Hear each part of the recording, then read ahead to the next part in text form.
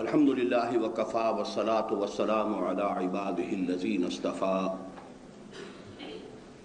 خصوصا على أفضلهم وخاتم النبيين محمد الأمين وعلى آله وصحبه أجمعين.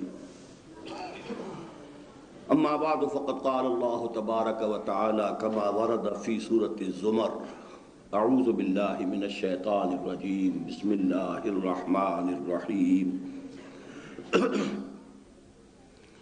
قل يا عبادي الذين أسرفوا على أنفسهم لا تقنطوا من رحمة الله إن الله يغفر الذنوب جميعا إنه هو الغفور الرحيم. وأنيبوا إلى ربكم وأسلموا له من قبل أن يأتيكم العذاب ثم لا تنصرون. واتبعوا أحسن ما أنزل إليكم من ربكم من قبل أن يأتيكم العذاب بغتة وأنتم لا تشعرون. أن تقول نفس يا حسرة على ما فرطت في جنب الله وإن كنت لمن الساخرين. أو تقول لو أن الله هداني لكنت من المتقين. أو تقول حين ترى العذاب لو أن لي كرة فأكون من المحسنين. بلى قد جاءتك آياتي فكذبت بها واستكبرت وكنت من الكافرين. صدق الله العظيم. رب اشرح لي صدري ويسر لي أمري واحلل عقدة من لساني يفقهوا قولي. اللهم ربنا الہمنا رشدنا واعذنا من شرور انفسنا.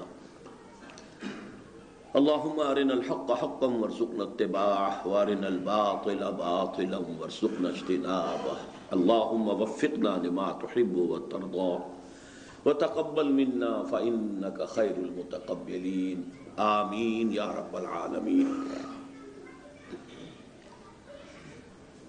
میرے لیے آج کا دن خصوصی خوشی اور مسرت کا دن ہے، اور بعض احباب نے مجھے اس پر مبارکباد بھی دی ہے اور بجا طور پر مبارکباد دی ہے.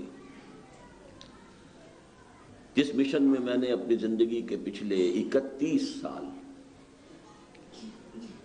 مسلسل پیہم ہمہ وقت لگائے ہیں، میں جب یہ دیکھ رہا ہوں کہ میری اگلی نسل بھی اسی کام میں منہمک ہے، لگی ہوئی ہے، اسی راستے پر چل رہی ہے، تو یقیناً انفرادی سطح پر یہ بہت بڑی مسرت کا، اطمینان کا ایک معاملہ ہے. پھر یہ کہ جو میں نے کام شروع کیا تھا یہ دورہ ترجمہ قرآن کا تقریباً 15 سال پہلے، ایک ایسی بات کہ جو لوگوں کے لیے تقریباً ناقابل تصور تھی.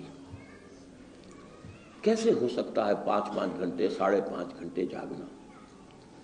اب یہاں 8 بجے شروع کر کے اکثر و بیشتر 1:30 بجے ورنہ 1:15 بجے فارغ ہوتے رہے. 5-5.5 گھنٹے کا نصاب رہا.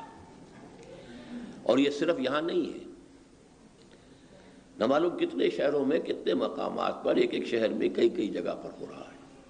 کہیں بالمشافہ ہو رہا ہے، کہیں ویڈیوز کے ذریعے سے ہو رہا ہے، لیکن لوگ لگے ہوئے ہیں.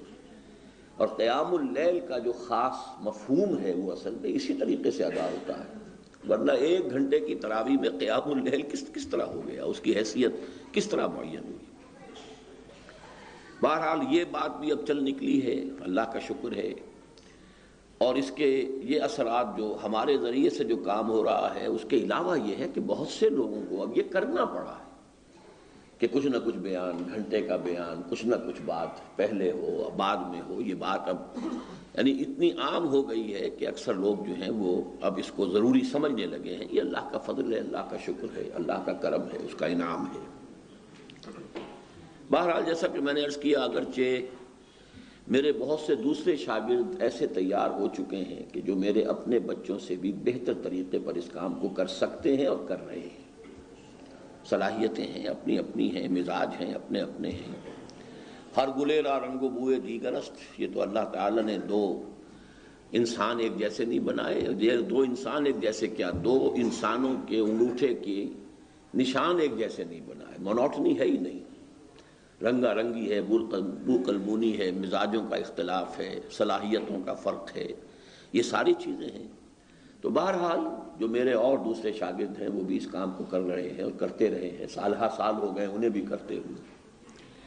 خود میرے اپنے دوسرے بیٹے حافظ عاکف سعید نے غالباً 2 مرتبہ یہاں ترجمہ مکمل کیا ہے، لیکن مجھے شدید خواہش تھی کہ عزیزم عارف بھی اس کام کی ہمت کریں۔ ان کی قبر میں چونکہ ایک وہ پیدائشی کوئی ایسی کمزوری ہے اس کے نچلے حصے میں ریڑھ کی ہڈی میں کہ جس کی وجہ سے اندیشہ تھا کہ شاید وہ نہ کر پائیں، اور اسی لیے وہ ہمت بھی نہیں کر رہے تھے۔ لیکن یہ کہ میں نے تقریباً حکم دیا ہے تو انہوں نے اس ذمہ داری کو سنبھالا، اور یہ اللہ کا فضل، آپ نے دیکھا کہ تکلیف ہوئی ہے تو کل ہوئی ہے آ کر، یعنی یہ کہ وہ اصل کام اللہ کے فضل و کرم سے مکمل ہو گیا۔ بہرحال اس میں میرے لیے 2 اعتبارات سے خوشی کا پہلو ہے۔ ایک تو آپ نے وہ سنا ہوگا کہ باپ کا علم نہ بیٹے کو اگر ازبر ہو، پھر پسر لائق میراث پدر کیوں کرو۔ اب یہ میراث کا معاملہ بھی ہے کہ ایک میراث ہوتی ہے دولت کی، زمینداری کی، جائیداد کی، پیسے کی، بزنس کی۔ ایک میراث وہ ہے جس کا قرآن مجید میں ذکر آتا ہے، انبیاء کی میراث۔ حدیث میں آتا ہے کہ حضور نے فرمایا نحن معاشر الانبیاء لا نرث ولا نورث ما ترکناہ صدقہ۔ ہم جو انبیاء کی جماعت ہیں، ہمیں نہ کوئی ورثہ ملتا ہے نہ ہمارا کوئی ورثہ آگے چلتا ہے۔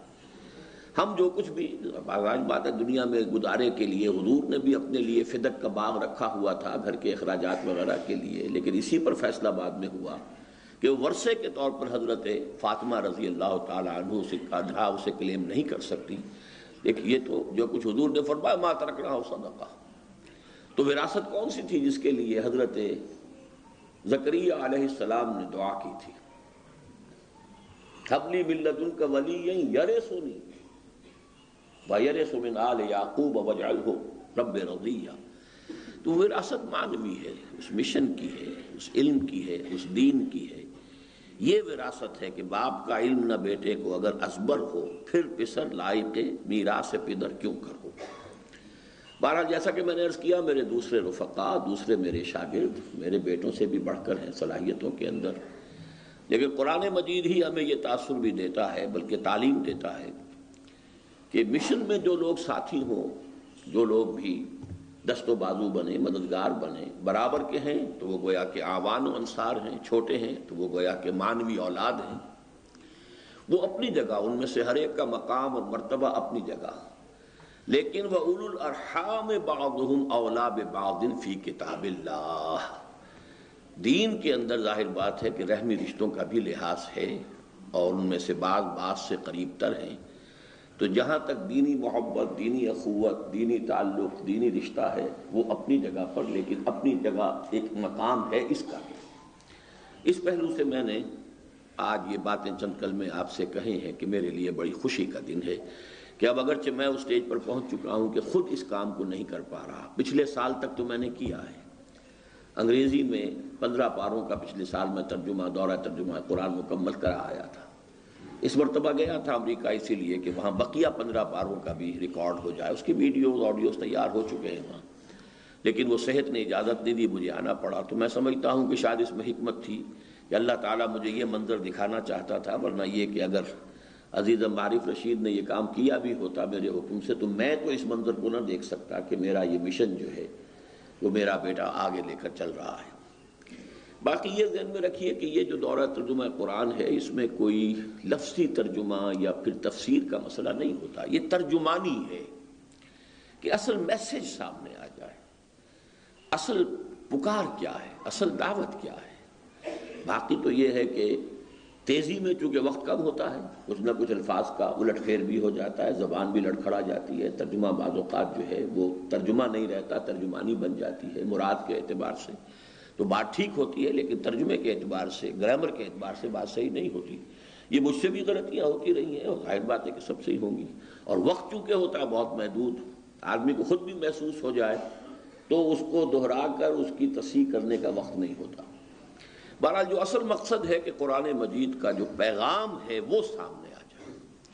ایک دفعہ جب انسان گزرتا ہے، میں نے اپنے کتابچے میں مسلمانوں پر قرآن مجید کے حقوق قول نقل کیا ہے کسی عارف کا، اور یہ امام غزالی نے نقل کیا ہے احیاء علوم الدین میں، کہ قرآن کا ایک ختم تو وہ ہے کہ جو میں ہر ہفتے کر لیتا ہوں، ایک ختم وہ ہے جو ماہانہ کرتا ہوں، ایک ختم وہ ہے جو سالانہ کرتا ہوں، اور ایک ختم وہ ہے کہ جب سے میں غور کر رہا ہوں ابھی تک میں اسے ختم نہیں کر سکا۔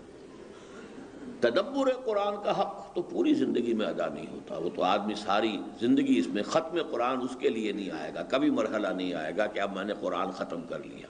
تدبر قرآن کے اعتبار سے فیتھم لیس، باٹم لیس، بے کنار، کوئی کنارے ہے ہی نہیں، تو ختم کیسے ہوگا؟ البتہ یہ جو ایک ریپڈ ریڈنگ ہے اس کا اپنا فائدہ ہے، تدبر کرنا، ایک ہی آیت کے اوپر کئی کئی دن ہو گئے ہیں اور انسان اس کے اندر جو ہے سرگرداں ہے اور اس کے بارے میں مختلف جو سوالات ذہن میں آ رہے ہیں سوچ بچار کر رہا ہے، وہ اپنی جگہ، اس کی اپنی افادیت ہے، لیکن ایک ریپڈ ریڈنگ قرآن کی جو ہے اس کی اپنی بڑی تاثیر ہے، اور اصل میں اسی سے تذکیر متعلق ہے، یاد دہانی، فطرت کے اندر، انسانی فطرت میں جو مضمر حقائق ہیں وہ اجاگر ہو کر آتے ہیں انسان کے شعور کی سطح پر، اور یہی اصل میں مطلوب ہے، تذکر اسی کو کہتے ہیں۔ فذکر بالقرآن من یخاف وعید افلا یتذکرون، یہ تذکر ہی یہی ہے کہ اپنے اندر جو مخفی حقیقتیں اللہ نے رکھی ہوئی ہیں، تمہاری اپنی فطرت میں جو گواہیاں مضمر ہیں، ودیعت شدہ ہیں، وہ اس قرآن کی تذکیر کے ذریعے سے اس اپنے وہ جہاں وہ یوں سمجھیے کہ آپ کی یادداشت کی گہرائیوں میں دفن ہو گئی تھی، وہ ابھر کر آتی ہیں اور شعور کی سطح پر آ جاتی ہیں۔ تو اس کا جو اللہ کا فضل و کرم سے سلسلہ شروع ہوا ہے، انشاءاللہ اس کے بڑے دور رس نتائج نکلیں گے۔ اب آج کے لیے میں نے جو پروگرام رکھا ہوا ہے اس میں آپ نے نوٹ کیا ہوگا اور شاید بڑا ہی خلاف معمول پایا ہو اس بات کو کہ قرآن مجید کا امید افزا پیغام، حالانکہ میرے اپنے بیانات میں بھی مجھے اندازہ ہے کہ تبشیر کا پہلو بہت کم ہوتا ہے، انذار کا پہلو ہوتا ہے، ڈرانے کا پہلو ہوتا ہے، چونکانے کا پہلو ہوتا ہے، بیدار کرنے کا پہلو ہوتا ہے۔ جیسے حالی نے کہا تھا، اتر کر حرا سے سوئے قوم آیا اور ایک نسخہ کیمیا ساتھ لایا، لیکن اس نسخہ کیمیا کی بات کیا تھی؟ وہ بجلی کا کڑکا تھا، یا صوت ہادی عرب کی زمین جس نے ساری ہلانی۔ تو قرآن مجید میں ہم عملاً ترتیب دیکھتے ہیں کہ انذار پہلے ہے، تبشیر بعد میں ہے۔ چنانچہ پہلی وحییں جو آئی ہیں حضور پر، ان میں ایک جگہ پر صرف انذار کا لفظ ہے، تبشیر کا لفظ ہی نہیں ہے۔ یا ایھا المدثر قم فانذر، لوگ سوئے ہوئے ہیں، بے ہوش ہیں، مدہوش ہیں، اخلاق کی پستیوں میں ڈوبے ہوئے ہیں، شرک کے گھٹا ٹوپ اندھیروں میں گم شدہ ہیں، اب تبشیر بشارت کس کو دیں؟ ہم تو مائل بکرم ہیں کوئی سائل ہی نہیں، راہ دکھلائیں کسے، رہنما منزل ہی نہیں، بشارت کا کوئی حقدار ہو تو بشارت دی جائے نا۔ اگرچہ اصولی طور پر انبیاء کرام کا جہاں تذکرہ آتا ہے کہ ان کا مشن کیا ہے، تو اکثر آپ مبشرین کا لفظ پہلے بھیجیں، وَمَا نُرْسِلُ الْمُرْسَلِينَ إِلَّا مُبَشِّرِينَ وَمُنذِرِينَ، وہاں تبشیر مقدم ہے اور انذار اس کے بعد آتا ہے۔ تو خاص بات جو نوٹ کرنے کی ہے کہ قرآن مجید میں بالعموم نوع انسانی کے لیے کہ جو غلط راستے پر ہیں، غافل ہیں، جنہیں کوئی شعور ہی نہیں ہے، نہ خدا کی ذات کا کوئی خیال ہے، نہ آخرت کی کوئی فکر ہے، ان کے لیے تو انذار ہی انذار ہے۔ لیکن جو کسی درجے میں بھی ایمان سے بہرہ مند ہیں، اللہ کے ساتھ کوئی نہ کوئی ذہنی قلبی رشتہ ہے، آخرت کی کچھ دھیان ہے، کچھ فکر ہے، کچھ سوچتے ہیں کہ ہاں جانا ہے اپنے رب کے حضور کو جواب دہی کرنی ہے، ان کے لیے بشارت کا پہلو مقدم ہو جاتا ہے۔ اس کی ایک بڑی ہی خوبصورت مثال سورہ ہجر میں ہے، نبئ عبادی انی انا الغفور الرحیم وان عذابی هو العذاب العلیم۔ یہاں دونوں چیزیں ہیں، لیکن پہلے وہ جو تبشیر ہے، اے نبی میرے بندوں کو، میرے عبادی وہ کہ جو ایمان لائے ہیں، ان کو خبردار کر دیجئے، بتا دیجئے کہ میں غفور ہوں، رحیم ہوں، بخشنے والا ہوں، رحم فرمانے والا ہوں، لیکن ساتھ ہی وہ جو انذار ہے وَأَنَّ عَذَابِي هُوَ الْعَذَابُ الْعَلِيمُ، لیکن ساتھ ہی یہ ذہن میں رہے کہ میرا عذاب بھی پھر بہت دردناک عذاب ہے۔ یہ دونوں چیزیں ایک وقت سامنے رہنی چاہیے۔ اسی کے حوالے سے اس مرتبہ ایک روز جب میں تراویح میں یہ پڑھ رہا تھا، سن رہا تھا، سمجھیے عزیزم عاقب سعید کی زبانی، تو مجھے خیال آیا تھا ان آیات کا کہ میں آج آپ کے سامنے ہدیتاً یہ آیات جو ہیں قرآن مجید کی پیش کروں جو میں نے ابھی آپ کو تلاوت کر کے سنائی ہے۔ قل لعبادی، اے نبی میرے بندوں سے کہہ دیجئے، ادھر نوٹ کیجئے گا، مجھے آج اصل میں تو ایک ہی بات آپ کو سمجھانی ہے، بس بلے شاہ والی بات کہ اکو الف تیرے درکار، وہ الف جو ہے وہ سمجھ میں آ جائے تو باقی سارے مسئلے خود بخود کہ آٹومیٹک جو ہے اس کی ایک سلسلہ ہوگا کہ چلتا جائے گا، اور وہی ہماری سمجھ میں نہیں آ رہا۔ اکثر و بیشتر اچھے جذبات رکھنے والے دیندار نیک لوگ اس مسئلے کو نہیں سمجھ پا رہے، وہ مسئلہ آج میں سمجھانے کی کوشش کروں گا، لہذا آیات کی تفصیل میں نہیں جاؤں گا، یہ تو صرف یہ کہ ترجمہ ہوگا اس کا، اور اس کے حوالے سے ذرا چند اہم نکات جو ہیں ان کو ذہن نشین کرنا ہے اس کی تمہید کے طور پر۔ قل یا عبادی الذین اسرفوا علی انفسہم، اے نبی کہہ دیجئے میرے وہ بندو جنہوں نے اپنے اوپر ظلم اٹھائے ہیں، زیادتی کی ہے، گناہ میں ملوث رہے، معصیت میں ملوث رہے، حرام خوری میں ملوث رہے، غفلت کی زندگی گزاری ہے، طرح طرح سے اللہ کے احکام کو توڑا ہے، یہ زندگی جو گزاری ہے تو اپنے اوپر ظلم کیا ہے، کسی کا کیا بگاڑا ہے؟ اصل تو تم نے اپنی عاقبت برباد کی ہے، سارا بوجھ تو تم اپنے اوپر لے رہے ہو، لیکن یہ کہ اگر کچھ ایمان ہے کچھ تو پھر یہ کہ قل یا عبادی الذین آمنوا، قل یا عبادی الذین اسرفوا علی انفسہم، یہاں جو تبشیر کا انداز ہے میرے نزدیک شاید قرآن مجید میں سب سے گاڑھا مقام یہی ہے، لا تقنطوا من رحمت اللہ ان اللہ یغفر الذنوب جمیعا، اللہ کی رحمت سے مایوس مت ہونا، مت مایوس ہو اللہ کی رحمت سے۔ لفظی ترجمہ ہوگا بغیر کسی اگر مگر کے، اگر ہم اضافے کے، جیسے کہ عبارت ہے اللہ تمام گناہ معاف کر دیتا ہے، اور چونکہ یہ فعل مضارع ہے اللہ تمام گناہ معاف کر دے گا،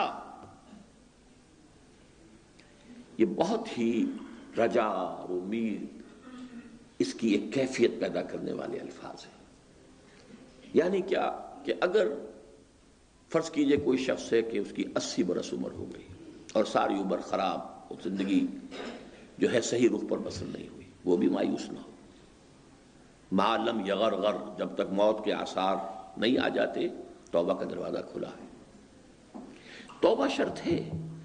یہاں چونکہ تبشیر کے رنگ کو زیادہ نمایاں کرنا ہے لہذا اس شرط کی حیثیت سے بیان نہیں کیا، لیکن القرآن یفسر بعضہ بعضا، وہ تو پھر یہ کہ دوسرے مقامات کے حوالے سے جب ہم دیکھیں گے تو اس میں وہ اگر وگر لگے گا لازماً، ورنہ ایک ہی آیت کو اگر لے لیا جائے تو پھر تو یہ کہ بہت سے مسائل بڑے پیچیدہ ہو جائیں گے، ہمیں دیکھنا ہے توبہ شرط ہے۔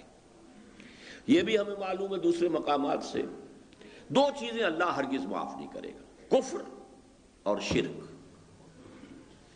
اگر اسی کیفیت میں زندگی گزر گئی ہے تو وہ معافی نہیں۔ لیکن یہاں دیکھیے ان اللہ یغفر الذنوب جمیعا، یہاں کوئی اگر مگر نہیں ہے، کفر اور شرک 2 مرتبہ سورہ نساء میں آ چکا ہے، ان اللہ لا یغفر ان یشرک بہ ویغفر ما دون ذلک لمن یشاء، یہ ہے۔ البتہ یہ کہ باقی چیزیں جو ہیں گناہ کے درجے میں، کہ کفر سے انسان بچ گیا، شرک سے بچ گیا، اب یہ کہ کوتاہیاں ہیں، غلطیاں ہیں، غفلت میں کوئی غلط حرکت سرزد ہو گئی ہے، کہیں پاؤں پھسل گیا ہے، یہ باتیں جو ہیں ان کو 2 درجوں میں رکھیے۔ ایک تو جن کو ہم کہتے ہیں کہ صغائر ہیں، چھوٹے گناہ، وہ چھوٹے گناہ خود بخود دھلتے رہتے ہیں۔ یہ جو حدیثیں ہم پڑھتے ہیں کہ جب انسان وضو کرتا ہے تو ہاتھ دھوتا ہے تو ہاتھ سے جو گناہ ہوئے ہیں وہ جڑ جاتے ہیں، دھل جاتے ہیں، آنکھ میں پانی ڈالتے ہیں تو آنکھ کا گناہ جو ہے وہ دھویا جاتا ہے، یہ ہے صحیح ہے۔ اور بھی آدمی جب نماز کے لیے مسجد کی طرف چلتا ہے تو ہر قدم پر اس کے گناہ معاف ہوتے ہیں، لیکن یہ گناہ کون سے ہیں؟ صغائر، چھوٹے گناہ، جن میں انسان غیر شعوری طور پر کچھ حرکتیں کر بیٹھتا ہے، یا چھوٹی چھوٹی چیزیں ہیں کہ جن میں وہ حدود کو پھلانگ جاتا ہے۔ یہ جو صغائر ہیں یہ خود بخود بھی دھلتے رہتے ہیں، نماز پڑھی ہے، روزہ رکھا ہے، اور یہ بھی سمجھ لیجئے کہ یہ جو ہے حدیث من قام لیلۃ القدر ایمانا واحتسابا غفر له ما تقدم من ذنبہ، یہ اس میں بھی کبائر شامل نہیں ہے. یہ ساری جو بھی فضیلتیں ہیں وہ صغائر کے لیے ہیں. اگر آپ توبہ نہیں کرتے کبیرہ گناہ معاف نہیں ہوگا، اگرچہ اللہ کا اختیار ہے، چاہے تو معاف کر دے. ڈکلیئر اس نے یہی کیا ہے کہ کفر اور شرک جو ہے اس کو میں معاف نہیں کروں گا.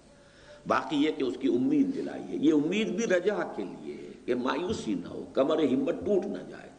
آدمی کی اگر ہمت ٹوٹ جائے تو پھر اس کے اندر وہ جذبہ نہیں رہتا کہ وہ اصلاح کر سکے. عادتیں پختہ ہو چکی ہیں، سال ہا سال بیت چکے ہیں، پوری زندگی گزاری ہے ایک رخ پر، ایک ڈھنگ پر.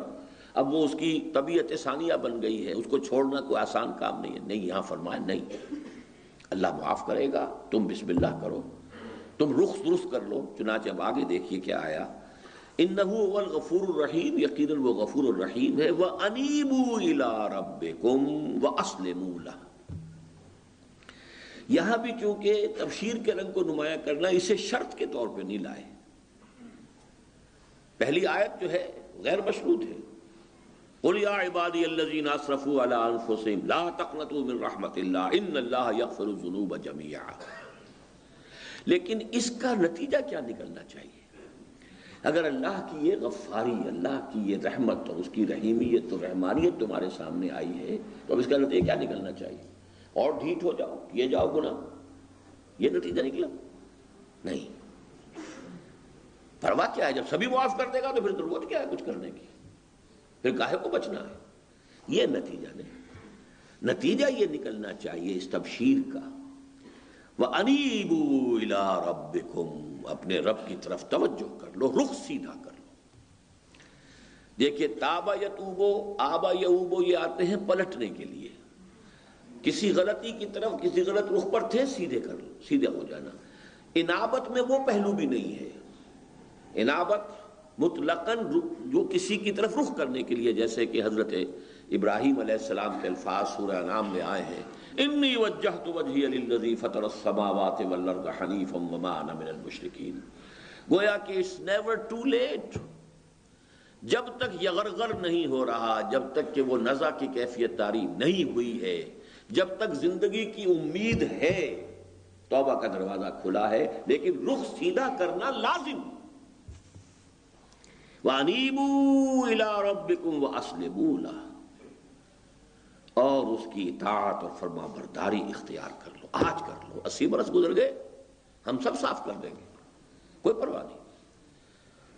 لیکن اب تو اپنا رخ سیدھا کرو اور اللہ کی اطاعت اور فرما برداری اختیار کر لو. من قبل ان یاتیکم العذاب ثم لا تنصرون، اس سے پہلے کہ عذاب آ دھمکے اور پھر تمہاری کسی طرف سے کوئی مدد نہیں ہو سکے گی، پھر کوئی چھٹکارا نہیں. اب دیکھیے، اب انذار کا رنگ، یہاں جو پہلے تبشیر کا رنگ ہے وہ بہت ہی نمایاں ہو کر آیا ہے، اب وہ انذار کا رنگ آگے بڑھتا جائے گا، اس کے اندر جو ہے وہ گہرائی پیدا ہوگی.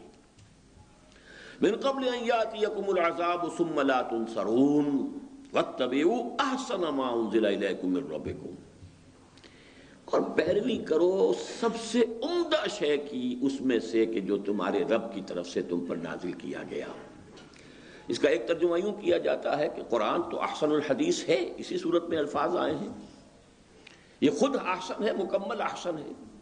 لیکن نہیں، یہ بات صحیح نہیں. قرآن بھی جو آپ کو بتاتا ہے اس میں درجات ہیں. جیسے حدیث ہے، اس حدیث میں 3 درجے معین کیے گئے. من رأى منکم منکرا فلیغیرہ بیدہ، تم میں سے جو کوئی کسی بدی کو، منکر کو، غلط کام کو دیکھے اس پر لازم ہے کہ اپنے ہاتھ سے روکے. یہ سب سے اونچا رتبہ ہے. وَإِن لَمْ يَسْتَطِعْ فَبِلِسَانِهِ، اگر اس کی استطاعت نہ رکھتا ہو تو زبان سے تو روکے، کہے تو صحیح کہ خدا کے بندے یہ کام غلط ہے، چھوڑ دو، مت کرو. فَإِن لَمْ يَسْتَطِعْ فَبِقَلْبِهِ، اگر یہ بھی ممکن نہیں ہے، حالات ایسے ہو گئے ہیں، یا تو استطاعت نہیں یا ہمت نہیں، ورنہ تو یہ کہ ہمت ہے تو آدمی جو ہے جان پر کھیل جائے گا، بات صحیح کہے گا، چاہے اس کی زندگی چلی جائے، کوئی بات نہیں. افضل الجہاد کلمۃ حق عند سلطان جائر. لیکن ایک دوسری بات ہے، ایک دوسرا پہلو بھی چونکہ ہے، اجتماعی جد و جہد میں، انقلابی جد و جہد میں جب تک کافی جمعیت نہ فراہم ہو جائے، اگر آپ بالید نہیں انل ملک شروع کر دیں گے پری میچورلی، تو وہ گویا کہ آپ کی پوری طاقت تباہ ہو جائے گی. اس میں انتظار کرنا ہوتا ہے. وہ یہ نہیں ہے کہ اپنی ہمت کم ہے، بلکہ ابھی وہ اجتماعی طاقت اتنی کم ہے. انفرادی ہمت اپنی جگہ موجود ہے. صحابہ جو ہیں وہ جانے دینے کے لیے اس وقت بھی تیار تھے. کیا مکے میں جو ایمان لائے تھے السابقون الاولون، کیا ان کے بارے میں کوئی شک ہو سکتا ہے؟ کیا وہ 10 آدمی جا کر ایک ہی رات میں سارے کے سارے بت کعبے کے اندر اور باہر جو رکھے تھے توڑ نہیں سکتے تھے؟ چاہے ان کا قیمہ بعد میں کر دیا جاتا، یہی ہوتا اور کیا ہوتا. ہمت ان میں تھی لیکن نہیں، مصلحت نہیں تھی. اجتماعی نظام کو بدلنے کے لیے پہلے قوت فراہم کرو. چنانچہ حضور 13 برس تک مکے میں رہے، اسی حرم میں نماز پڑھتے رہے جس میں پیچھے بت، آگے بت، دائیں بت، بائیں بت، یہاں تک کہ سن 7 ہجری میں عمرہ قضا کے لیے گئے ہیں تو اسی کعبے کا طواف کیا ہے جس میں بت رکھے ہوئے تھے. البتہ جب وہ طاقت فراہم کی ہے، اس 18-19 برس میں جو طاقت حاصل کی ہے، اس طاقت کے ساتھ جب گئے ہیں اور فاتح کی حیثیت سے مکے میں داخل ہوئے تو پہلا کام یہ کیا کہ ایک ایک بت کو گرایا اور پاش پاش کر دیا. تو یہ ایک علیحدہ موضوع ہے، لیکن درجات تو ہو گئے نا. فَإِن لَمْ يَسْتَطِعْ فَبِقَلْبِهِ، تیسرا درجہ ایک اور بھی ہے، دل میں شدید نفرت بدی سے. تو گویا کہ یہ بھی ایک درجہ ہے نا. وَلَيْسَ وَرَاءَ ذَلِكَ مِنَ الْإِيمَانِ حَبَّةُ خَرْدَلٍ، اس کے بعد تو ایمان رائی کے دانے کے برابر بھی نہیں. اسی طرح 3 مراتب جو ہے حدیث جبرائیل جسے ام السنہ کہا گیا ہے، اور اس ام السنہ کے بارے میں خاص طور پر حضور نے فرمایا یہ جبرائیل تھے جو تمہیں تمہارا دین سکھانے آئے تھے، اذ لم تسألوا، جبکہ تم نے اس کے بارے میں سوال نہیں کیا. اور یہ ہے واقعہ ہو رہا ہے حضور کی حیات دنیاوی کے آخری دور میں. تو وہ کون سا دین سکھانے آئے تھے حضرت جبرائیل؟ وہ دین یہ تھا کہ اس دین میں 3 لیولز ہیں. ایک مجرد اسلام بھی ہے، ایک اسلام سے اوپر ایمان ہے، ایمان سے اوپر احسان ہے. تو درجے ہیں. تو یہاں فرمایا وَاتَّبِعُوا أَحْسَنَ مَا أُنزِلَ إِلَيْكُم مِّن رَّبِّكُم، ہمت کرو، کمتر پر کیوں راضی ہو کر بیٹھ جاؤ؟ دنیا میں تمہاری جد و جہد ہے کہ ہے جستجو کے خوب سے ہے خوب تر کہاں، زیادہ سے زیادہ بڑا مکان بنائیں، زیادہ سے زیادہ نئے ماڈل کی کار لا کے گھر پر کھڑا کریں، یہ کریں وہ کریں، یہ سب کچھ دوڑ لگا رہے ہو تو دین میں کیوں کانے ہو کر بیٹھ جاتے ہو؟ وَاتَّبِعُوا أَحْسَنَ مَا أُنزِلَ إِلَيْكُم مِّن رَّبِّكُم مِّن قَبْلِ أَن يَأْتِيَكُمُ الْعَذَابُ بَغْتَةً وَأَنتُمْ لَا تَشْعُرُونَ، اس سے پہلے کہ عذاب تم پر اچانک ٹوٹ پڑے اور تمہیں اس کا کوئی اندازہ ہی نہ ہو، شعور ہی نہ ہو کہ آ رہا ہے. وہ بغیر وارننگ دیے آتا ہے. اب 3 یہاں آ رہے ہیں کہ اب جو حضرات بھی یہاں بیٹھے ہیں ذرا وہ سوچیں ہم ان 3 میں سے کس کیٹیگری میں فال کر رہے ہیں. خدا نہ خواستہ اگر کر رہے ہوں تو اس وقت جاگنے کی ضرورت ہے. پہلی کیٹیگری یہ ہے غافلین کی، ان تقول نفس یا حسرۃ علی ما فرطت فی جنب اللہ وان کنت لمن الساخرین. مبادا کہ کوئی کہے اس دن جب کہ وہ عذاب سامنے آ جائے گا، چاہے وہ قیامت کا دن ہو، چاہے وہ پھر جہنم سامنے آ گئی ہو، چاہے موت سر پر آ گئی ہو، جو بھی شکل ہے.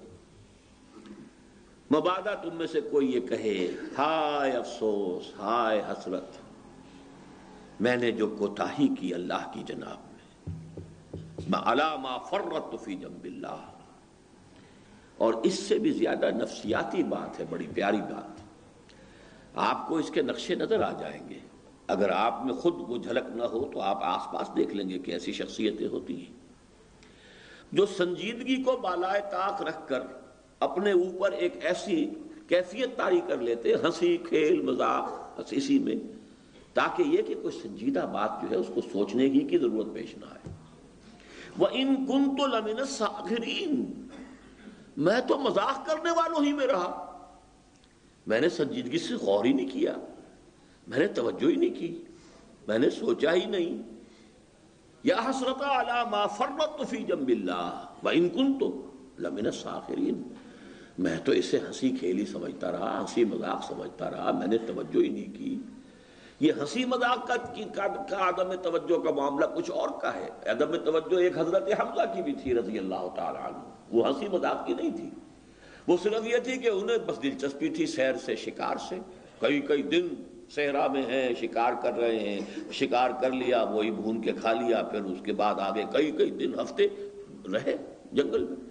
ان کی زندگی اس روٹین کی بن گئی تھی، تو این اپنے گھر میں اپنا سگا بھتیجا محمد صلی اللہ علیہ وسلم، انہیں 6 برس ہو گئے دعوت دیتے ہوئے، اور حمزہ کے کان پہ جوئی نہیں دیں گی.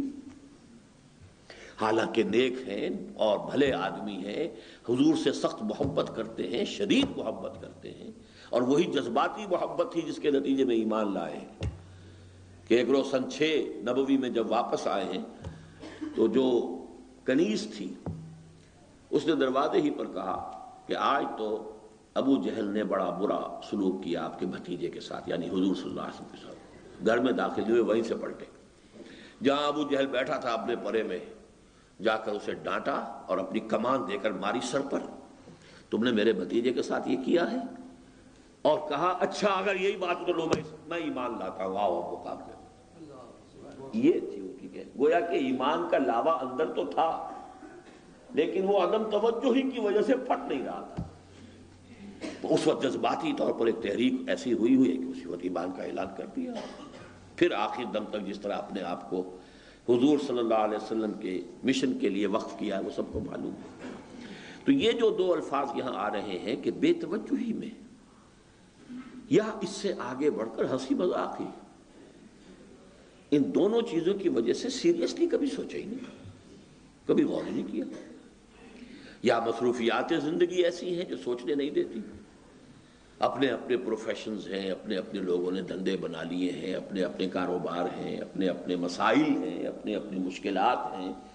وہ جو اقبال نے کہا ہے کہ کافر کی یہ پہچان کے آفاق میں گم ہے، وہ گم ہے. اس سے آگے کی کچھ سوچ کبھی آتی نہیں، اور اگر کوئی کہتا ہے تو اس کی بات ہنسی مذاق میں اڑا دیتے. ان تقول نفس یا حسرتا علی ما فرطت فی جنب اللہ وان کنت لمن الساخرین او تقول لو ان اللہ ہدانی لکنت من المتقین. ایک اور کیٹیگری ایسے لوگوں کی ہے، ڈھیٹ قسم کے لوگوں کی، جن کا یہاں نقشہ کھینچا گیا کہ وہ کہیں گے جی اللہ نے ہمیں ہدایت دی ہوتی تو ہم بھی ہدایت پہ ہو جاتے. وہ جو اقبال نے کہا ہے ابلیس کے بارے میں کہ دے رہا ہے اپنی آزادی کو مجبوری کا نام. ظالم اپنے شعلہ سوزاں کو خود کہتا ہے دودھ، اپنی مجبوری کا نام دے رہا ہے. کہ اللہ ہدایت دیتا تو ہو جاتا ہے، جیسے سورہ یاسین میں آیا ہے. کیا ہم انہیں کھانا کھلائیں جنہیں اللہ چاہتا تو خود کھلا دیتا؟ کیا ہم سے کہتے ہو کہ غریبوں کو کھانا کھلاؤ؟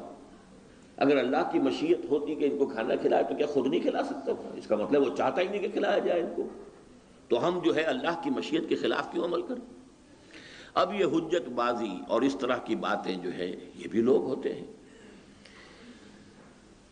او تقول لو ان اللہ ہدانی لکنت من المتقین او تقول حین تری العذاب لو ان لی کرۃ فاکون من المحسنین. یا وہ یہ کہے کاش کہ مجھے ایک دفعہ لوٹنا نصیب ہو جائے، اگر واپس دنیا میں جانا نصیب ہو جائے، یہ موت ٹل جائے، میں بالکل محسنین میں سے ہو جاؤں گا. محسن میں نے 3 درجے بیان کیے تھے ابھی، مسلم، مومن، محسن.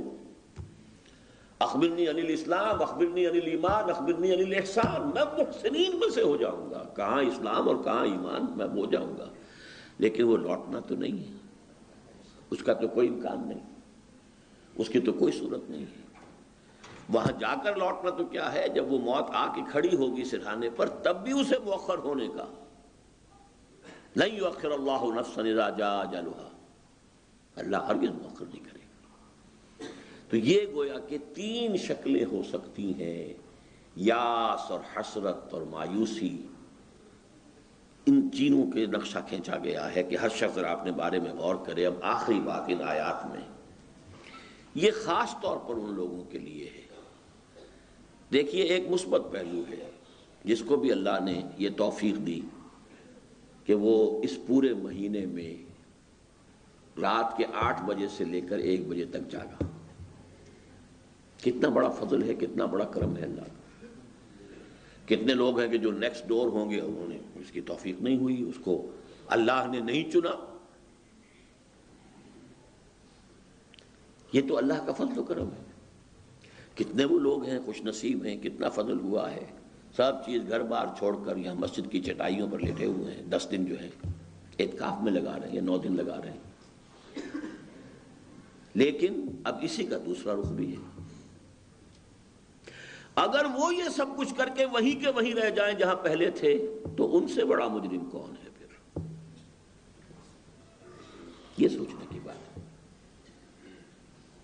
یہ میں اس آیت کے آخری آیت کے حوالے سے بات کر رہا ہوں۔ بلا قد جاءت کا آیاتی، کیوں نہیں تمہارے پاس میری آیات پہنچ گئی تھی۔ فکذبت بہا واستکبرت، تو نے اس کی تکذیب کی۔ تکذیب 2 طرح کی ہوتی ہے، تکذیب قولی، جو شخص کہتا ہے قرآن اللہ کا کلام ہی نہیں ہے، بس بات ختم ہو گئی، تکذیب قولی ہو گئی۔ ایک تکذیب عملی ہے، ماننا اسے کہ اللہ کا کلام ہے پھر اس کے حکم پر عمل نہ کرنا، یہ دوہرا جرم ہو گیا۔ تکذیب قولی جنہوں نے کی ہے، تکذیب جو کر دی ہے کہ ہم مانتے ہی نہیں، اس کے بہت سے اسباب ہو سکتے ہیں۔ اس کے اسباب تو جائیں گے، اس کے والدین نے تربیت کیسی کی، اس کے ماحول نے کیسی تربیت کی، اس کو تعلیم کیسے ملی، بہت سے اسباب ہو سکتے ہیں، اور اللہ تعالیٰ نے جو محاسبہ کرنا ہے آخرت میں ان سارے فیکٹرز کو سامنے رکھے گا۔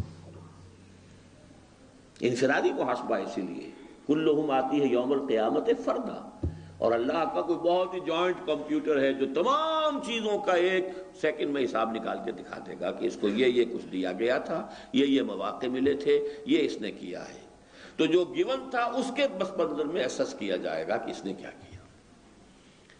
لیکن جو مانے کہ یہ اللہ کا کلام ہے، جو مہینے بھر تک رات کو 8 بجے سے لے کر 1 بجے تک جاگے اللہ کا کلام سمجھنے کے لیے، اسے یقین ہے نا یہ اللہ کا کلام ہے، ورنہ کیوں جاگ رہا ہے؟ نیند کسے پیاری نہیں؟ کس قدر تم پہ گراں صبح کی بیداری ہے، ہم سے کب پیار ہے، ہاں نیند تمہیں پیاری ہے، نیند تو سب کو پیاری ہے، جاگ رہے ہیں، اور پھر اگر وہی رہ گئے تو یہ گویا کہ سب سے زیادہ کٹھن معاملہ۔ اس لیے میں نے کہا تھا وہ جو بھی تبشیر تھی ایک آیت کے اندر وہ بھی بڑی مطلق، بڑی واضح، لیکن یہ کہ اس کے بعد جو انذار کا رنگ گہرے سے گہرا ہونا شروع ہوا ہے۔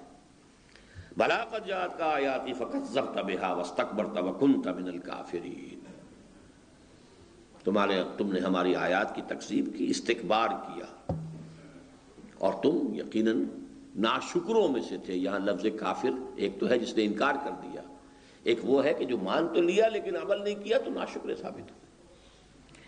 اب اس میں جو پوائنٹ ہے جو میں چاہتا ہوں کہ آپ سمجھ لیں وہ یہ ہے کہ اس پوری بشارت کے لیے جو چیز ہمارے لیے اس آیت میں واضح کی گئی ہے، اگر اس بشارت کا مستحق بننا ہے، قل یا عبادی الذین اسرفوا علی انفسہم لا تقنطوا من رحمت اللہ ان اللہ یغفر الذنوب جميعا، تو 2 شرطیں لازم ہیں، وَأَنِيبُوا إِلَىٰ رَبِّكُمْ وَأَسْلِمُوا لَهُ، رخ اپنا سیدھا کر لو اللہ کی طرف، اور ہمتاً اس کے سامنے اپنے آپ کو جھکا دو۔ ادخلوا فی السلم کافہ، داخل ہو جاؤ اسلام میں پورے کے پورے۔ یہ سورہ مبارکہ اس اعتبار سے بہت اہم ہے۔ آج میں نے سوچا تھا کہ ہماری ایک کتاب ہے توحید عملی، کہ ایک ہے توحید جو کہ عقیدے کی توحید، اللہ کو ایک ماننا، کوئی اس کے ساتھ ساجھی نہیں ہے، صفات میں کوئی برابر کا نہیں ہے، یہ توحید ہے عقیدے کی توحید۔ ایک توحید عملی ہے، اطاعت کل کی کل اللہ کی ہو،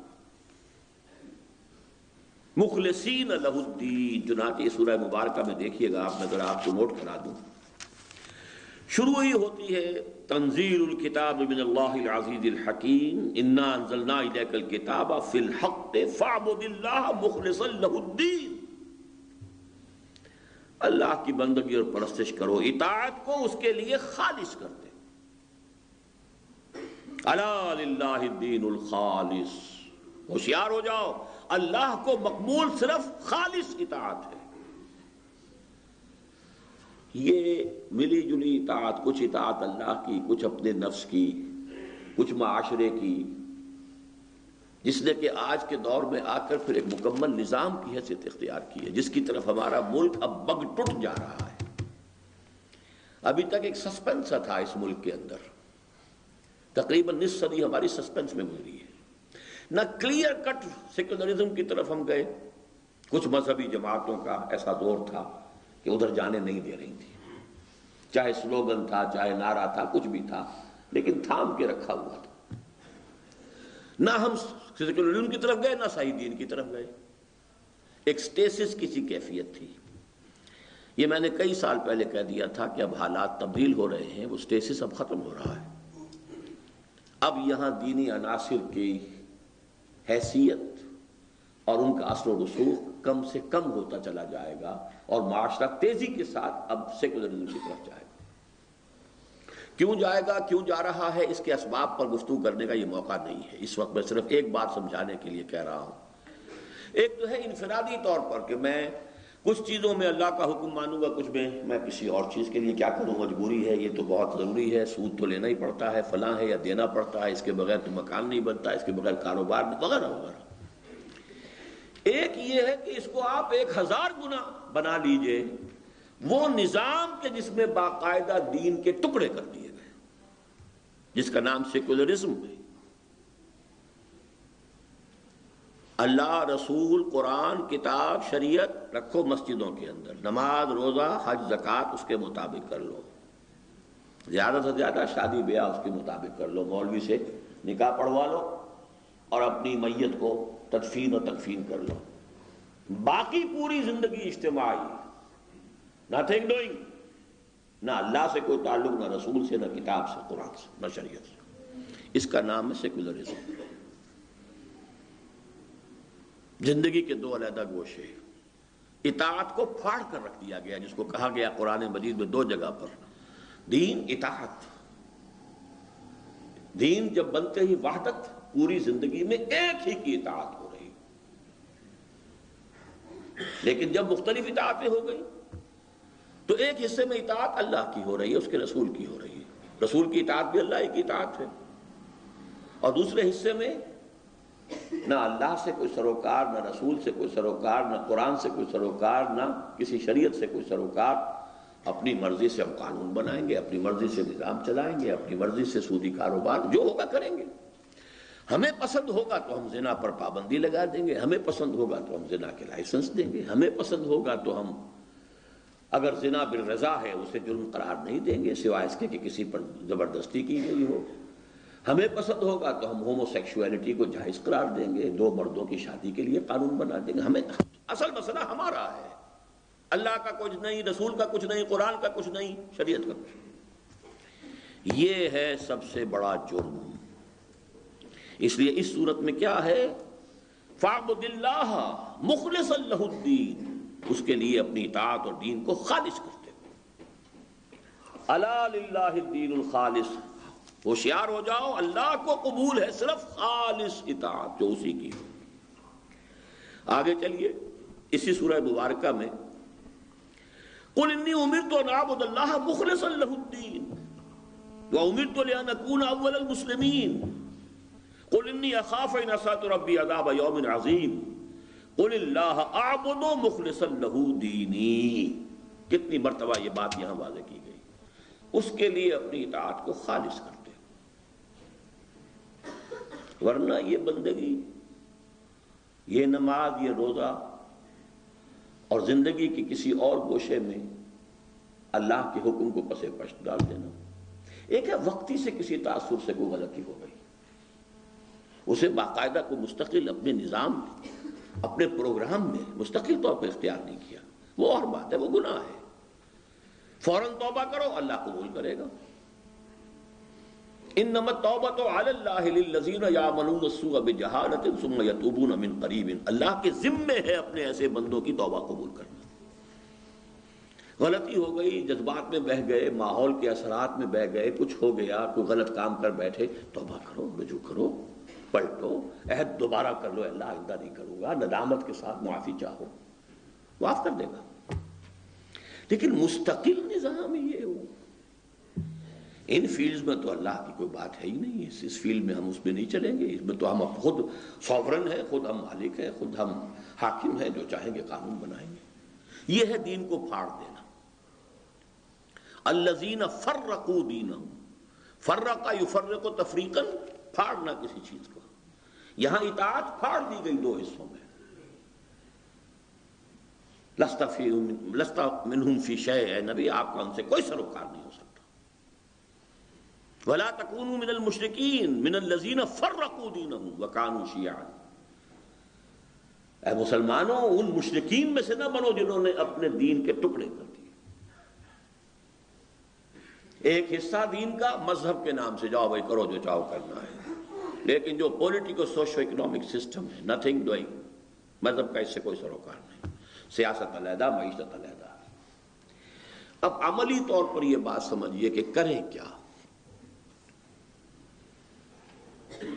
اس سچویشن میں بھی ہوں، آپ بھی ہیں، ہم سب مشرک ہیں، ہم سب کافر ہیں۔ من لم يحكم بما انزل الله فاولئك هم الكافرون ومن لم يحكم بما انزل الله فاولئك هم الظالمون ومن لم يحكم بما انزل الله فاولئك هم الفاسقون۔ ہم سب مشرک ہیں، فاسق ہیں، کافر ہیں، اجتماعی طور پر، بحیثیت قوم، بحیثیت ریاست ہم کافر ہیں، مشرک ہیں، فاسق ہیں، باغی ہیں۔ انڈیویجول کیا کرے؟ یہ ہے عملی سوال جو میں آج سمجھانا چاہتا ہوں آپ۔ دیکھیے انڈیویجولی کسی بھی شخص کو دو صورتوں سے سابقہ پیش آ سکتا ہے۔ ایک اس وقت ہمارے لیے صرف نظری طور پر بیان کروں گا، عملاً تو ممکن ہی نہیں ہے، ہی نہیں کہیں، لیکن یہ کہ تعرف الاشیاء بازدادھا، ضد جو ہے ایک دوسرے کی وہ آمنے سامنے آ جائے تو بات آسانی سے سمجھ میں آتی ہے۔ وہ کیا ہے کہ فرض کیجئے کہ اس وقت خلافت راشدہ کا نظام قائم ہوتا پاکستان میں، کسی اور ملک میں، ہم وہاں رہ رہے ہوتے، نظام اللہ کا ہے، دین اور سیاست کے ٹکڑے تو نہیں، کوئی دین و دولت میں جسدم جدائی، وہ بات تو نہیں ہے نا۔ یہ کیفیت ایسی ہے کہ اس میں اگر آپ رہ رہے ہیں تو آپ اچھا کھائیں، اچھا پہنیں، کمائیں، فن کی خدمت کریں، علم کی خدمت کریں، کوئی کام بھی کریں، آپ کو آزادی۔ بات صرف کیا ہوگی جب اس نظام خلافت کی طرف سے آپ کو بلایا جائے گا کہ اب فلاں جگہ ہمیں مارکا پیش ہے، اتنے آدمی چاہیے، اتنے نکل گئے تو باقی سب کی طرف سے فرض کفایہ ہو گیا، ادا ہو گیا، آپ اپنے گھروں کی ٹھنڈی چھاؤں میں بیٹھے۔ قل من حرم زینۃ اللہ التی اخرج لعبادہ والطیبات من الرزق، اچھے کھانے کس نے حرام کیے ہیں اہل ایمان کے لیے؟ اچھا پہننا کس نے حرام کیا ہے اہل ایمان کے لیے؟ لیکن یہ کب؟ جبکہ خلافت کا نظام قائم، وہ ذمہ داریاں اجتماعی طور پر وہ ادارہ ادا کر رہا ہے۔ جب آپ کی ضرورت ہوگی آپ کو کال کر لیا جائے گا۔ پوری قوم بسنے والی جو ہے وہ پیپلز آرمی کی حیثیت سے ہوگی، جب ڈیمانڈ ہوگی حاضر ہو جائے، ورنہ اپنے کاموں میں لگو، دھندے کرو، جو چاہو کرو، اچھا کھاؤ، اچھا پہنو، کیا حرج ہے؟ کسی کو کسی خاص فن سے دلچسپی ہے، کسی کو خاص پروفیشن سے ہے، کسی کو خاص علم سے ہے، اچھا آگے نکلو اس میں۔ لیکن اگر ہے نظام باطل قائم، اب یہاں معاملہ بڑا مشکل ہو جائے گا۔ آپ اسی چھتری کے نیچے رہ رہے ہیں کہ جس میں حاکمیت اللہ کی نہیں مانی جا رہی۔ اگر آپ اس ماحول میں ذہناً ریکنسائل کر کے اور صرف عبادات، نماز، روزہ اور اعتکاف اور شب قدر پر آپ سمجھتے ہیں کہ بیڑا پار ہو جائے گا، تو آپ سے بڑا احمق کوئی نہیں اس دنیا میں۔ دین کا رتی کا علم نہیں ہے،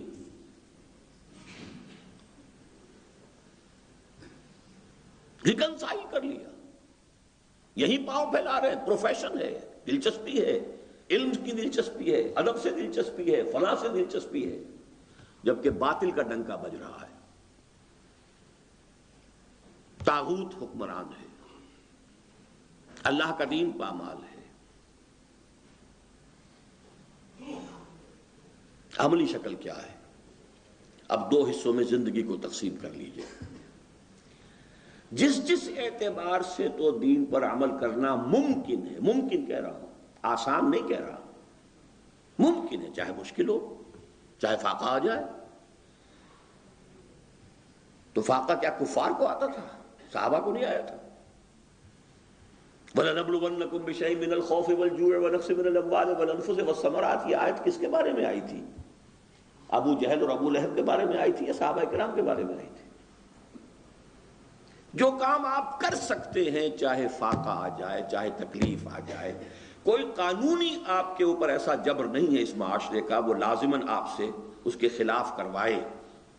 اگر اس میں بھی آپ نے ٹھوکر کھا دی تو پھر تو گئے آپ، ضل ضلالا بعیدا، اب تو کوئی مسئلہ ہے ہی نہیں۔ موریبن جس کو ہم کہتے ہیں میڈیکل اصطلاح میں، گویا کہ کوئی امید نہیں۔ لیکن جو انسان کر سکتا ہو وہ کر لے، لیکن باقی جو سب کچھ ہے اس کا وہ حصہ ہے، پارٹ اینڈ پارسل ہے، اسی معاشرے کا ایک فرد ہے، اسی میں رہ رہا ہے، اسی کی سڑکوں پہ چل رہا ہے، اسی کی اسٹریٹ لائٹ سے فائدے اٹھا رہا ہے، سب کچھ ہے نا آخر۔ اس میں اگر معصیت کا وہ ملوث ہو رہا ہے تو کیا کرے؟ اس کا کفارہ ہے جو اللہ نے دیا ہے۔ اس حالت میں کم سے کم منیمم پر فرائض کی حد تک عبادات اور فرض کی حد تک معاش، میں دونوں کو جمع کر رہا ہوں، عبادت بھی فرض، معاش بھی جتنی کہ ناگزیر ہے زندگی گزارنے کے لیے، اور زندگی اور جسم کو جان کے تعلق کو برقرار رکھنے کے لیے اس میں جو وقت لگے، اس میں جو صلاحیت صرف ہو وہ کرو۔ نفلی کھانے نہ کھاؤ، یعنی خامخواہ جو ہے زیادہ کھانا اور اعلیٰ کھانا، نہیں، جو زندگی کے لیے منیمم جو انیویٹیبل ہے۔ اب جو وقت بچے، جو صلاحیت بچے، جو قوت بچے، جو وسائل بچے، کھپا دو اللہ کے دین کو غالب کرنے کی جد و جہد میں، تو کفارہ ہو جائے گا۔ جو سود انہیل کر رہے ہو اس کا کفارہ ہو جائے گا، جو اس ماحول میں رہنے کے گناہ کے اندر ملوث ہو رہے ہو اس کا کفارہ ہو جائے گا۔ ہمہ تن ہمہ وقت، کم سے کم پر گزارا کرو۔ اس حالت میں اور سائنس کی خدمت ہو رہی ہو۔ ہمارے ایک ساتھی ہیں، تنظیم میں بھی شامل ہوئے، ریٹائر بھی ہو گئے ہیں، نیوکلیئر فزکس کے اندر ہیں، اور یہاں آ کے انہوں نے لیکچر بھی 3 دن دیے ہیں امریکہ میں۔ میں نے ان سے کہا یہ آپ جو کچھ کر رہے ہیں یہاں کس کو فائدہ دے رہا ہے؟ فلاں پرابلم آ گیا ایئر فورس کی طرف سے کہ فلاں پرابلم ہے، اس کو اب لگے ہوئے ہیں، ریسرچ ہو رہی ہے، ان کے مسئلے کو حل کر کے دے رہے ہیں۔ یہ ساری ایئر فورس جو ہے کس کے خلاف استعمال ہوگی؟ بات مان لی انہوں نے کہ ہاں صحیح ہے۔ انہیں پتا بھی نہیں چلتا کہ ہم جو چیز بنا رہے ہیں اس کے کیا نتائج نکلیں گے، وہ تو اتنی ڈپارٹمنٹ معاملہ ہو گیا ہے، اسپیشلائزیشن ہو گئی ہے، انہیں پتا نہیں ہے کہ کون سے خوفناک ہتھیار میں جا کر یہ پرزہ لگے گا اور کون سا مسئلہ حل ہوگا، اور یہ پھر کہاں استعمال ہوگا۔ کتنے ہی مسلمان سائنسدانوں کی کوششیں اور محنتیں جو شامل ہوں گی ان چیزوں کی ایجاد میں کہ جنہوں نے آ کے برکس نکالا ہے عراق کا پیٹریوٹک میزائل، جس کا پتہ ہی نہیں تھا عراق کو، وہ اپنے اسکٹ میزائل ہی کو سمجھا بیٹھا تھا بہت بڑا، اسے پتہ ہی نہیں تھا کہ پیٹریوٹک جو ہے وہ اس کی ایجاد ہو چکی ہے۔ بہرحال یہ جان لیجئے اس کے سوا قرآن مجید سے، حدیث نبوی سے، سیرت نبوی سے جو کچھ مجھے معلوم ہوا ہے کوئی راستہ نہیں، نو اسکیپ۔ اپنے جسم و جان اور قوت و صلاحیت کا منیمم ناگزیر وہ اس کے لیے، اور باقی سب کچھ انقلاب برپا کرنے کے لیے، اللہ کی سوورنٹی کو نافذ کرنے کے لیے، اللہ کے دین کو غالب کرنے کے لیے، اقامت دین کے لیے، اعلاء کلمت اللہ کے لیے۔ یہ فیصلہ ہے جو بڑا کٹھن بھی ہے، مشکل بھی ہے۔ اور اس کی دوسری شرط لازم، دیکھیے ہمارے ہاں بہت سے لوگ ہیں جو یہ کام کرنا بھی چاہتے ہیں، خواہش بھی ہے، کچھ نہ کچھ مدد بھی کرتے ہیں، کوئی لپ سروس بھی ہے، کچھ پیسے سے تعاون بھی ہے، لیکن یہ کہ اس سے آگے قدم نہیں بڑھاتے۔ وہ مطمئن ہے کہ ہم کر ہی رہے ہیں. نماز فرض ہے وہ پڑھتے ہیں. یہ احساس نہیں ہے کہ اس کیفیت میں اقامت دین کی جد و جہد فرض عین ہے. ہاں خلافت کا نظام قائم ہو تو ٹھیک ہے، وہ فرض الکفایہ ہو گیا، وہ نظام موجود ہے، اس کے تحت ساری ذمہ داری جو ہے وہ ادا کی جائے گی. آپ اللہ کی حاکمیت تلے اور خلافت کے نظام کی چھتری تلے آرام کیجئے، عیش کیجئے، کوئی پرواہ نہیں. فن کی خدمت ہو، پیشے کی خدمت ہو، کچھ بھی ہو، علم کی ہو، ادب کی ہو، کرو. اچھا کھاؤ، اچھا پہنو، بیوی بچوں کو اچھا کھلاؤ، اچھا پہناؤ، کوئی حل نہیں. قل من حرم زینۃ اللہ التی اخرج لعبادہ والطیبات من الرزق. لیکن باطل کا غلبہ ہو، طاغوت کی حکومت ہو، یہاں اب تلپٹ ہو جائے گا معاملہ. اب کم سے کم پر گزارا کرو. قوت لا یموت، فارغ کرو اپنا وقت، اپنی صلاحیت، اپنی قوت. ریکنسائل قتل نہ کرو اس نظام کو کے ساتھ اپنے ذہن. اس میں پھلنے پھولنے اور پھیلنے کی اگر کوشش ہے تو اس کا مطلب یہ کہ آپ نے اس کو قبول کیا. پھر تو آپ انہی کے حکم میں ہیں. چاہے نمازیں کتنی پڑھ رہے ہیں، عمرے کتنی کر رہے ہیں، وہ سب انہی کے حکم میں ہے. ان عبادات کی کوئی حیثیت اللہ کے ہاں نہیں. ہاں رخ سیدھا کر لیا کہ اب میری زندگی کا اصل مقصد، میری زندگی کا مقصد تیرے دین کی سرفرازی. میں اسی لیے مسلمان، میں اسی لیے نمازی. اب صحیح جگہ پر آ گیا معاملہ. وَاسْتَعِینُوا بِالصَّبْرِ وَالصَّلَاةِ، نماز اور صبر سے مدد حاصل. کس چیز کے لیے مدد حاصل کرو؟ وہ اس سے پہلے آیا ہے. یہ 19واں رکوع ہے سورہ بقرہ کا، 18ویں میں آیا ہے وَكَذَلِكَ جَعَلْنَاكُمْ أُمَّةً وَسَطًا لِتَكُونُوا شُهَدَاءَ عَلَى النَّاسِ وَيَكُونَ الرَّسُولُ عَلَيْكُمْ شَهِيدًا. جس طرح رسول نے گواہی دی ہے دین حق کی، وہ اپنے ذہن میں 23 برس کا نقشہ محمد الرسول اللہ والذین معہ کا لے آئیے. کیسے گواہی دی؟ ایسے ہی تم پوری دنیا پر گواہی دو. اور اس کے لیے ظاہر بات ہے کہ دنیا میں کہیں ایک جگہ پر اللہ کا دین کامل شکل میں قائم ہوگا تو گواہی دیں گے نا کہ آؤ دیکھو یہ ہے اللہ کا دین. اور کہیں بھی نہیں ہے تو پوری امت مسلمہ مجرم ہے. پوری ایک سائزیبل ملک میں بھی اسلام کا مکمل نظام قائم کر کے دکھا دیا جائے تو یہ فرض کفایہ ہو جائے گا مسلم امت کی طرف سے.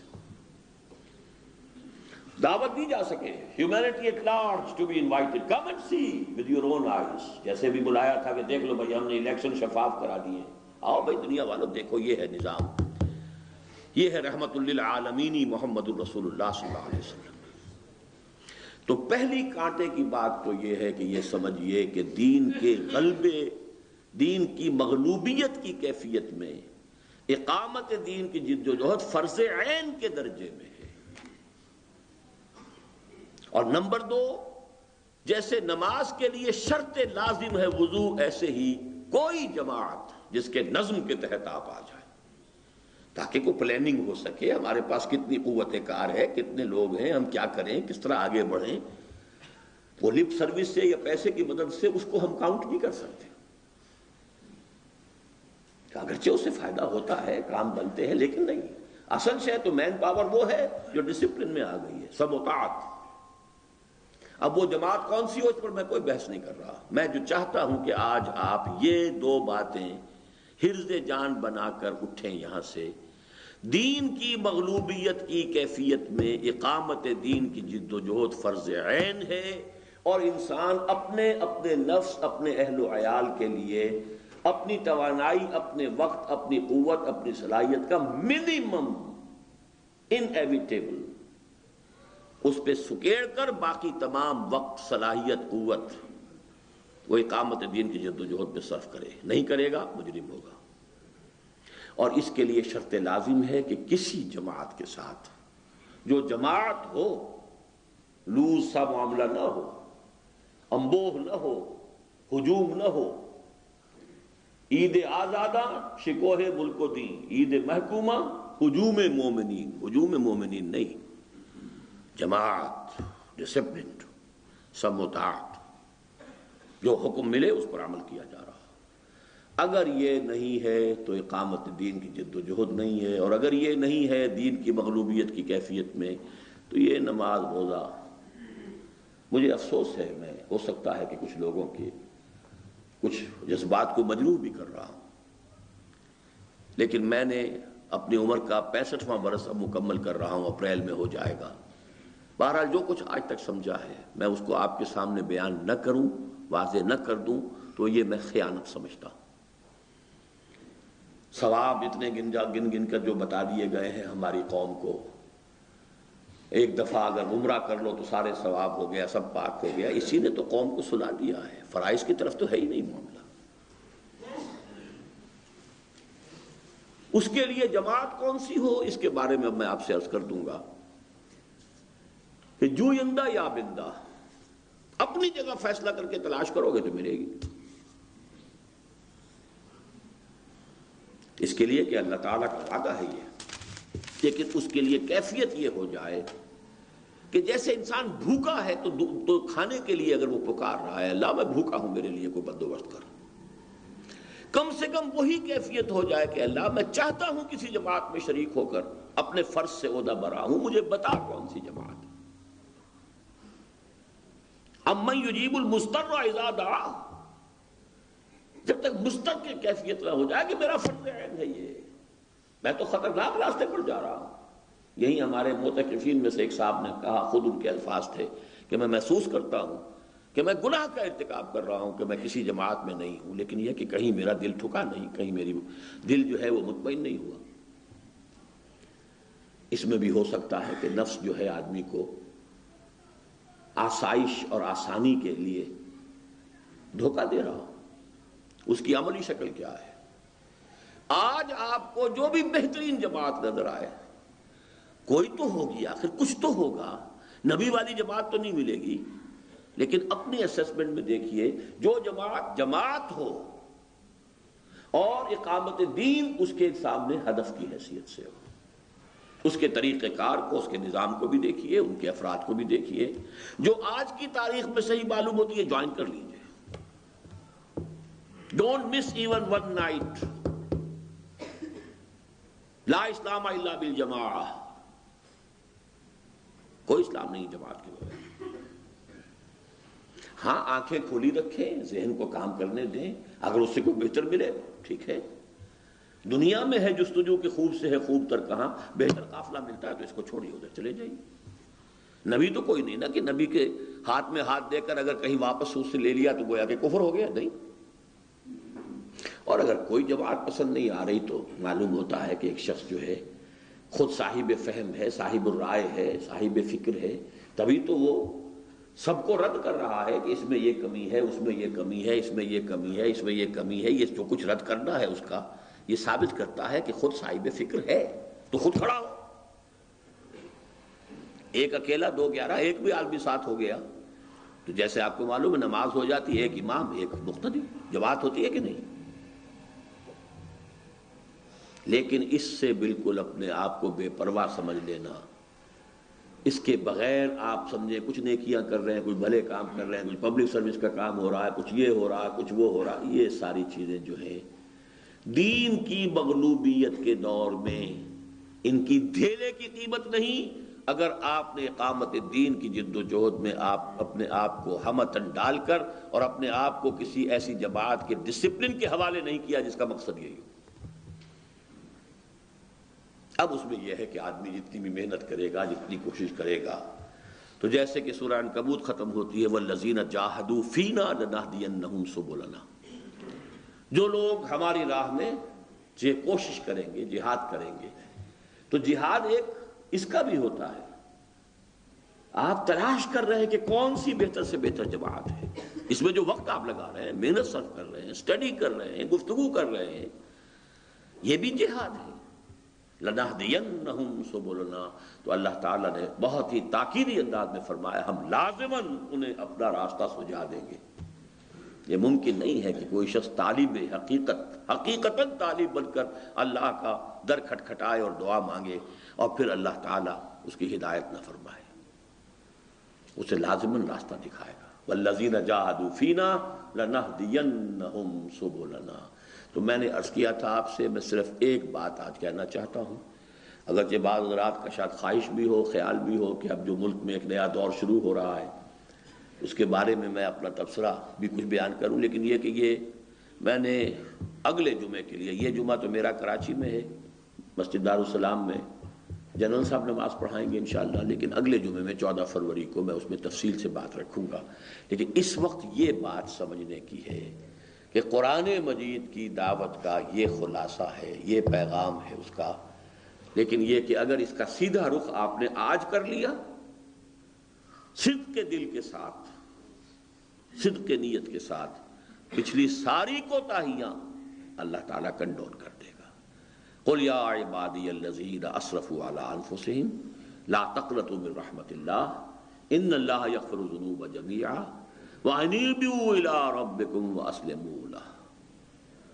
اپنے رب کی طرف رخ سیدھا کرو اور ہمہ تن اپنے آپ کو اس کے سامنے جھکا دو۔ جو آج کر سکتے ہو، سود کا معاملہ چھوڑ دو گے، ڈائریکٹ انڈائریکٹلی تو نہ میں چھوڑ سکتا ہوں نہ آپ چھوڑ سکتے، ہم سب کے سب ملوث ہیں۔ ڈائریکٹ ٹرانزیکشن سے تو بچ سکتے ہیں نا، کاروبار سکیڑنا پڑ جائے گا، کچھ اور ہوگا، اگر مکان سود پہ لیا ہوا اس کو بیچ کر کسی چھوٹے مکان میں لانا، یہی کو ہوگا نا، اور کیا ہوگا؟ قیامت تو نہیں آ جائے گی۔ آپ اپنی جگہ تحقیق کیجئے کہ پردہ اسلام میں اس کے کیا احکام ہے، کیا اس کی شرائط ہے، اپنے گھر میں اس کو نافذ کیجئے، کیا ہو جائے گا؟ کچھ رشتہ دار ناک منہ چڑھائیں گے، کچھ یہ ہے کہ آپ کا سوشل بائیکاٹ ہو جائے۔ کیا ڈر ہے اگر ساری خدائی ہے مخالف؟ کافی ہے اگر ایک خدا میرے لیے ہے، اگر اللہ تمہارے لیے، کان اللہ لہو من کان للہ کان اللہ لہو، جو اللہ کا ہو جاتا اللہ اس کا ہو جاتا ہے، اور جس کا اللہ ہو جائے اس کے لیے لا خوف علیہم ولا هم یحزنون ولا ان اولیاء اللہ لا خوف علیہم ولا هم یحزنون، ان کے لیے کوئی خوف نہیں، کوئی حزن نہیں۔ اللہ تعالی ہم سب کو اس کی توفیق عطا فرمائے۔